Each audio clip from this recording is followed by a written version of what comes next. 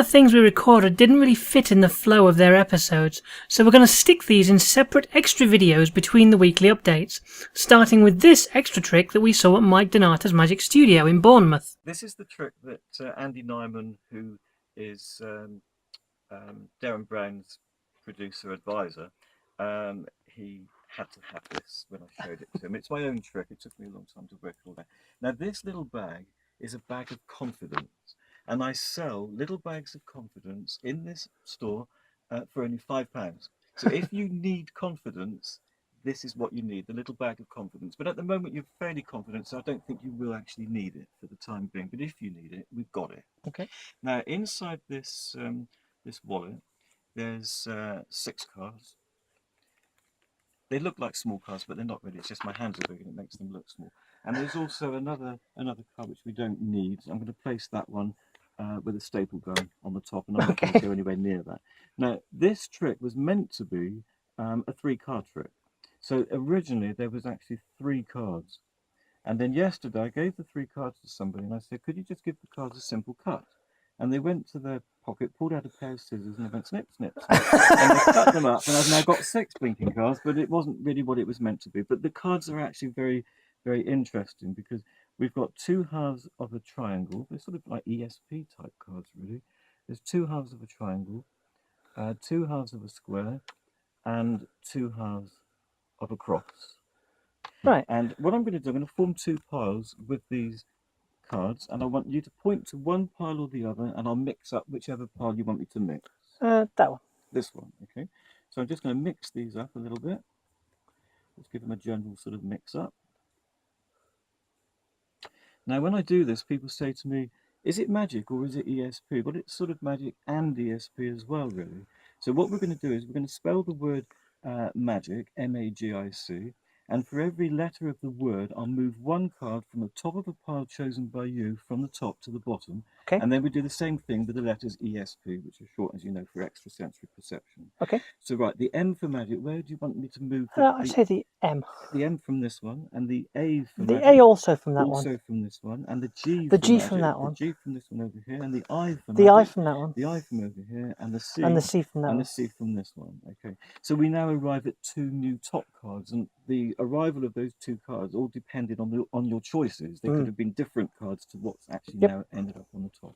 So I'm going to put those 2 cards over there. And now we're going to come to the letters ESP. So which part do you want the E to come from? The E from that one. E from this one, and the S? The S also from that one. Also from this one, and the P? But the P from that one. And the P from over there. Okay, so we arrive again at 2 new top cards, and there's 2 remaining cards. Now, the idea of this experiment is that if you're a very, very psychic person, and I did say psychic, not psychotic, but a psychic person, then what you've done subconsciously, you've matched them all back up again, 2 halves the square, 2 halves the cross, and 2 halves the triangle. Yep. If you're not a psychic person at all, then none of them will be matched. And if you manage to match just 1 pair of cards, it doesn't prove or disprove anything. It just means, okay, it's 1 out of 3. 1 out of 3, and it doesn't mean anything much at all. So I'm going to ask you a question first of all. Do you think you are a very psychic person?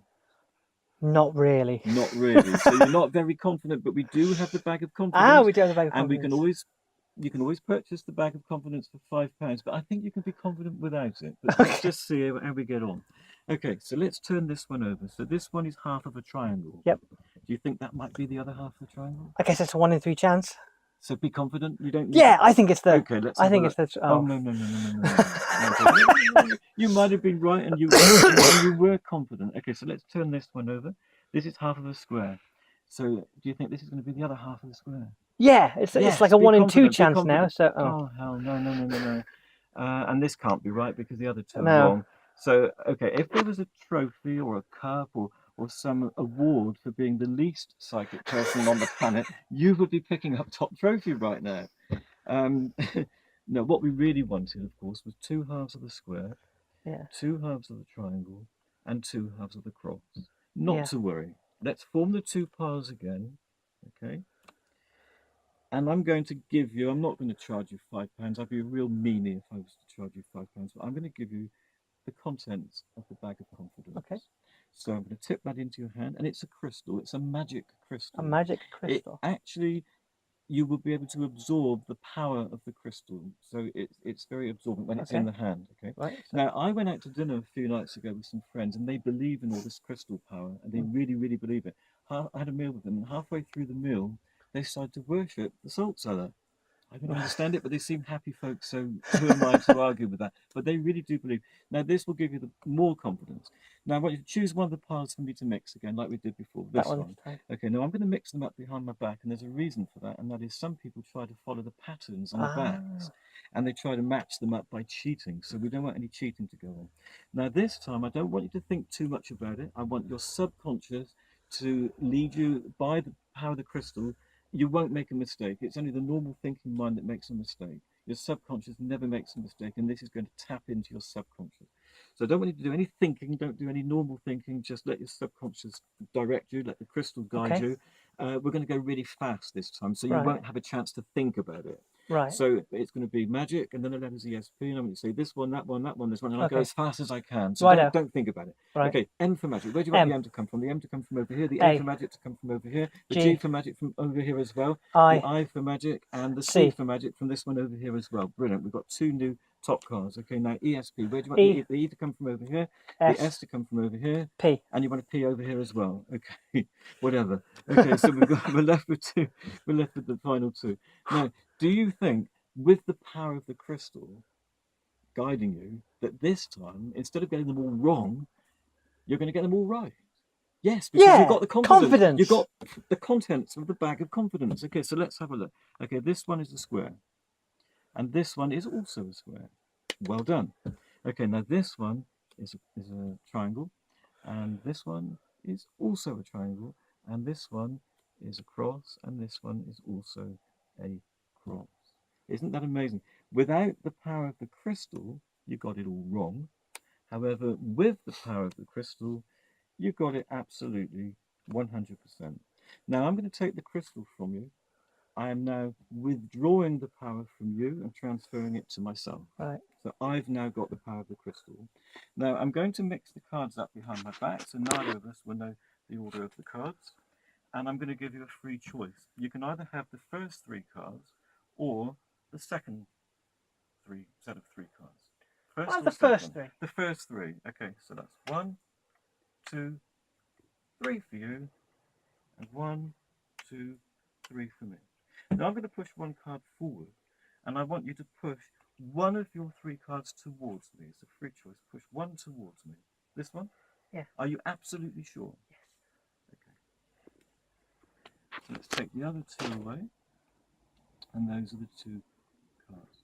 Now I'm going to ask you a question. Do you think that those 2 cards are going to match? Yes. No. No. You're wrong, because you haven't got. See, it's no I haven't got the confidence. You haven't got the confidence now, because I've got the power of the crystal. So that means I'm going to get it right, and you're going to get it wrong, right? How can you get it wrong if I've got it right? If we both. I know you're thinking that if I get it right, then we both get it right. Well, right? no, Wrong. surely. No, because I'm going to get it right, and you're going to get it wrong. So let's just have a look and see what we've got. Okay, let's have a look. We've got half of a cross. Yep.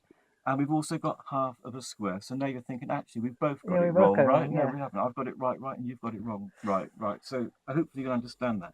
At the very beginning of this experiment, I placed a vinyl wallet under a staple gun, and under this little staple machine, it's still there. I haven't touched it. I haven't switched it. Inside this, you may remember at the very beginning of the experiment, there was 1 card. There's 1 card only, and it's still there. And this card is my prediction, because I have the power of the crystal. And that's the trick that Andy Nyman had to have.